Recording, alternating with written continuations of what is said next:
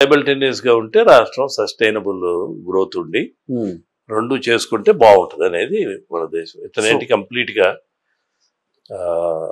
Development ఆపేసి ఇక సంక్షేమం మీదే డిపెండ్ అయ్యి సంక్షేమమే నాకు మరలా పవర్ లో తీసుకొస్తుందనే యాటిట్యూడ్ తో పోయి రిజల్ట్స్ ఏమో ఫెయిల్ అయ్యారు. అంటే ఉచితాలు అనేది మీలాంటి ఎన్ఆర్ఐలు ఎంతవరకు దాన్ని యాక్సెప్ట్ చేస్తారు? అందరికి ఉచితంగా ఇస్తాము లేకపోతే ఇదొకటి దీంట్లో అమెరికాలో కూడా ఉచితం అనేది ఉంటుంది. ఉచితం లేనిది ప్రపంచంలో ఎక్కడా ఉండదు.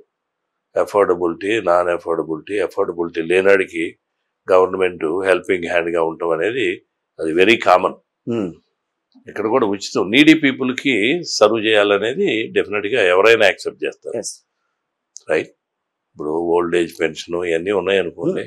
ఈవెన్ ఎన్ఆర్ఐస్ కూడా సేవా కార్యక్రమాల్లో చాలా ఎక్కువగా చురుగ్గా పాల్గొంటారు. ఆంధ్రప్రదేశ్ కానీ లేకపోతే దేశంలో ఎక్కడన్నా. పొలిటికల్ గా ఎన్ఆర్ఐస్ పెద్ద ఇన్వాల్వ్ అవ్వరు. పొలిటికల్ గా ఇన్వాల్వ్ అయినంత ఎప్పుడు అవ్వలేదు. సర్వీస్ లో ఎప్పుడు ముందే ఉంటారు. ఏ విలేజ్ లో ఏ కార్యక్రమంలో అయినా ప్రతి ఎన్ఆర్ఐ ఇన్వాల్వ్ అయ్యి ఏదో ఒకటి చేస్తాడు వాళ్ళు విలేజ్ కి.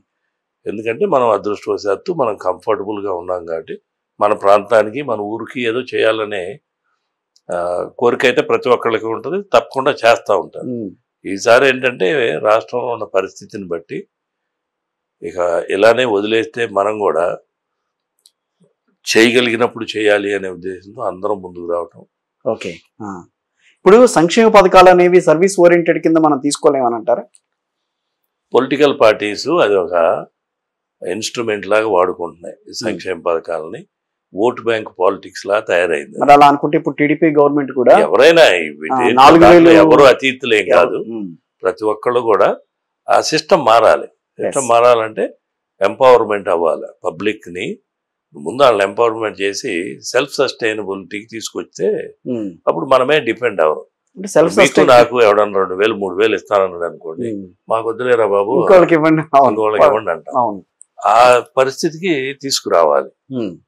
అది తీసుకురావాలంటే గవర్నమెంట్లు కొంచెం డెవలప్మెంట్ మీద ఫోకస్ పెట్టి ఇండస్ట్రీస్ తెచ్చి జాబ్ మార్కెట్ ఒక 50,000 సంపాదించుకునే వాడికి మనం 2000 3000 ఫ్రీగా ఇస్తానన్నా కానీ నోబడీ బాదర్స్. రైట్. ఆ సిచ్యువేషన్ వచ్చిన రోజున ఈ ఫ్రీస్ అన్ని నిదానంగా డైల్యూట్ అయిపోతాయి. ఎవడు తీసుకునేవాడు ఉండడం. మనకి మీకు నాకు కూడా లోన్ ఇస్తానని రోజు ఎవరో ఒకళ్ళు ఫోన్ చేస్తూనే ఉంటారు.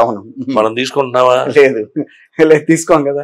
అవసరం ఉంటే తీసుకుంటాడు. ఇప్పుడు వాడికి అవసరం ఉంది కాబట్టి, వాడి దగ్గర లేదు కాబట్టి వీళ్ళు ఇచ్చే 3000కి 4000కి ఆశపడతాడు, తీసుకుంటా ఉంటాడు. వాడే వాళ్ళ పిల్లలు చదువుకొని ఏదో మంచి ఉద్యోగం చేస్తా నెలకు ₹1,00,000 సంపాదించే ఫ్యామిలీ అనుకోండి. అండ్ ఈ వోంట్ డిపెండ్ ఆన్ ది 3000 4000 అలా.